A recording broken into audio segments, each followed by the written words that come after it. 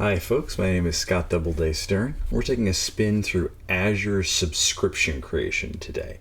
So when you first create your account, you get a tenant ID, you go with your pay-as-you-go subscription, assuming that's what we're working with. There are Microsoft customer agreement flavors of this as well, but we're going to talk about pay-go today. And if you want to add a second subscription, you go into the Azure subscriptions page through the portal and click new subscription and follow the prompt. It's a lot like what you see here for the customer agreement flavor. You click add, it populates all your stuff. You're like, pick a plan. It doesn't seem to offer you options there. It's really just the Microsoft Azure plan. It does offer you a budget in the pay-go flavor where you can put like notifications for your for the amount of costs you're accruing, and you tag it with whatever environment you want to tag it as or whatever tags you need, and click create.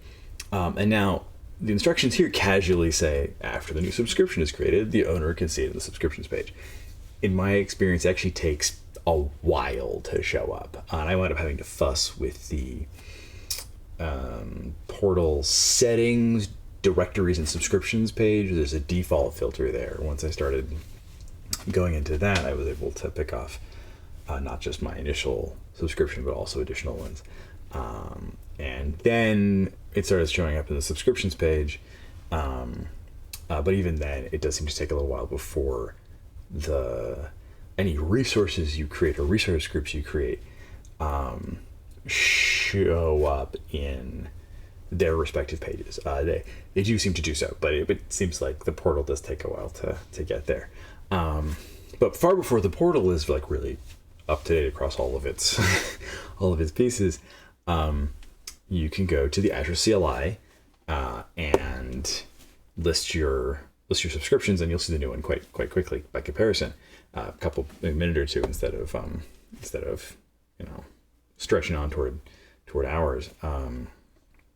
And you can set that to be your active subscription with AZ count set subscription, and that's here. And then at that point, you can use that active subscription with your Terraform scripts to deploy new resources.